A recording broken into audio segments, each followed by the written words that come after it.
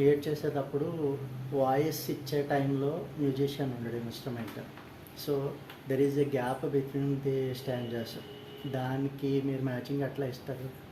In fact ఇది ట్యూన్లోనే కాదు, మీరు అన్నట్టు బ్యాక్గ్రౌండ్స్ కంపోజ్ చేసినప్పుడు కూడా ఇప్పుడు చరణానికి లీడ్ చేస్తూ కొన్ని బిట్స్ ఉంటాయి. చిన్న బిట్ అవగానే చరణం స్టార్ట్ అవుతుంది, చరణం మధ్యలో కూడా బిట్స్ వస్తుంటాయి కదా. ఈ కనెక్షన్ బిట్స్ సరిగ్గా చేయలేదనుకోండి, ట్యూన్ ఎంత గొప్పదైనా పాడైపోతుంది. మీరు చాలా కరెక్ట్గా చెప్పారు. అలాగే ఇప్పుడు ఆ కంపోజర్ పాట తయారు చేసినప్పుడు అది రాగమో ఏదో స్కేలో వెస్ట్రన్ మ్యూజిక్ ఏదో ఉంటుంది ఆయన మైండ్లో.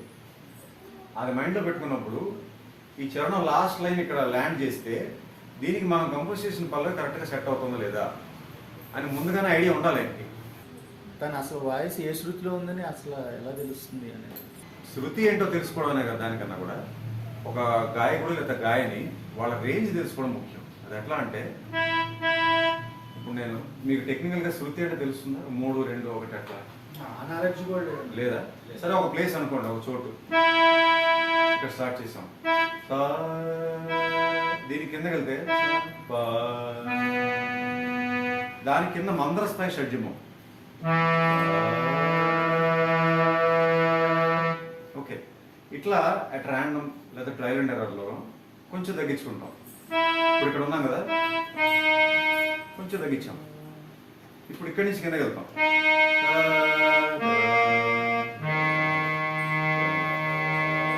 నాకు పలుకుతుంది. అందరి వాయిస్లో పలకది ఇది. సో బాగా బేస్ పలుకుతుందంటే అది బేస్ వాయిస్ అని అర్థం. ఫస్ట్ ఆఫ్ ఆల్ రేంజ్ ఎట్లా తెలుస్తుందంటే, నా వాయిస్ వినపడుతుంది మీకు? మీకు శృతి స్వాతిముచ్చిన పాట ఉంది మీకు, సుబ్బి సుబ్బి పాట, అందులో బాలుగారు పాడింది ఈ అనమాట. ఆయనకి లో పలికేది బేబీ అదే ఆ నోటే. ఓకేనా? ఇప్పుడు నేను చెప్తున్నాను ఏంటంటే, నేను దానికన్నా కిందకి వెళ్ళాను, దానికన్నా కిందకి వెళ్దాం, ఇది కూడా పలుకుతున్నా, ఇది పలుకుతుంది, పలకట్లేదు. సో ఇట్లాగా ఒక హార్మోని పెట్టుకుని మీరు ఖచ్చితంగా ఇన్స్ట్రుమెంట్ ఉండాలి. శృతులు జనరల్గా అన్ని చెప్పేస్తాం మీకు అడిగారు కాబట్టి, 1, 1.5, 2, 2.5, 3, 4, 4.5, 5, 5.5, 6, 7, మొత్తం 12 శృతులు ఉంటాయి. ఇట్లా ఇందులో ఇప్పుడు నేను ఇందాక చూపించాను మీకు, లోయెస్ట్ ఎంత వెళ్ళాము, హైయెస్ట్ ఎంత వెళ్ళాము. దాన్ని బట్టి మనం రేంజ్ ఫిక్స్ చేసుకున్నాం ముందు. ఇది బ్యారియర్, ఇది లో బ్యారియర్, ఇది హై బ్యారియర్. ఈ మధ్యలో ఒక నోట్ ఉంటుంది కదా, maybe that you can call your scale. Average తీసుకుంటే అప్రాక్సిమేట్, అది కూడా పర్ఫెక్ట్గా చెప్పలేం. యావరేజ్ ఇక్కడ నేను మొదలు పెడితే పైకి ఇంత దూరం వెళ్ళగలను, కింద కూడా అది ఈక్వల్ డిస్టెన్స్ వెళ్ళగలను, కవర్ చేయగలను.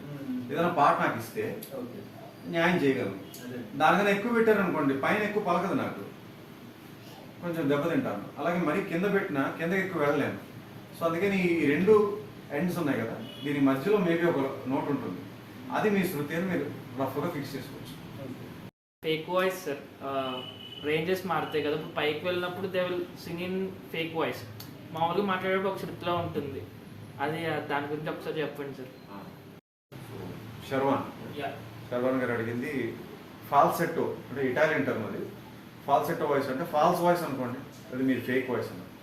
వాయిస్ని ఫేక్ చేయడం ఎప్పుడు జరుగుతుందంటే, ఆ రేంజ్ మనం ఎప్పుడైతే రీచ్ అవ్వలేమో ఆటోమేటిక్ చేస్తాం.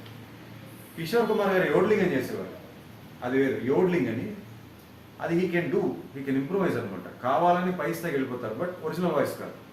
ఫాల్సెట్టోలో పాడేవారు ఆయన, దాన్ని యోడ్లింగ్ అంటారు. అదొక ప్రత్యేకమైన ప్రక్రియ, యోడ్లింగ్. డియోడ్లి అని వస్తుంది చూసారా, మీరు ఏమైనా పాత హిందీ పాట ఉంటే తెలుస్తుంది, కిషోర్ కుమార్ గారు. సో అది అగ్రీడ్, అంటే ఒక జస్ట్ ఫర్ ఫన్ కొన్ని పాటలు చేయొచ్చు, తప్పులేదు. అలాగే ఫాల్సెట్టో వాయిస్ పెట్టడానికి కూడా కొంత కంపోజర్ యొక్క రిక్వైర్మెంట్ ఉంటుంది. అది కూడా పాట ఫీల్ కోసమే, మరి వేరే ఏ రీజన్ లేదు. అంటే జస్ట్ ఫర్ ఫన్ కాదు. కొన్ని కామెడీ సాంగ్స్ ఉన్నాయనుకోండి, అందులో ఏంటంటే వాయిస్ ఎఫెక్ట్స్ పెడతారు, అక్కడ ఫాల్సెట్టో వాయిస్ బాగా క్లిక్ అవుతుంది. బట్ అదర్ దెన్ దట్, ఊరికేనే ఫాల్సెట్టో వాయిస్ యూజ్ చేద్దామని ఒక ప్రయోగంలో చేస్తే మాత్రం అది పెద్ద సూట్ అవుతుంది. So technically it is not completely advisable. ఇంకోటి ఏంటంటే, సింగర్ వోకల్ కార్డ్స్ దెబ్బతింటాయి ఫాల్సెట్టో వాయిస్ ఎక్కువ యూజ్ చేస్తే.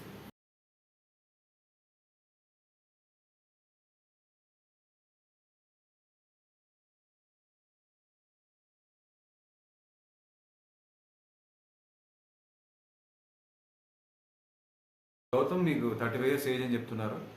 నా answer is very brief and very simple. Art నేర్చుకోవడానికి అసలు ఏజ్ సంబంధం లేదు. సో మీరు హ్యాపీగా నేర్చుకోవడం స్టార్ట్ చేయండి.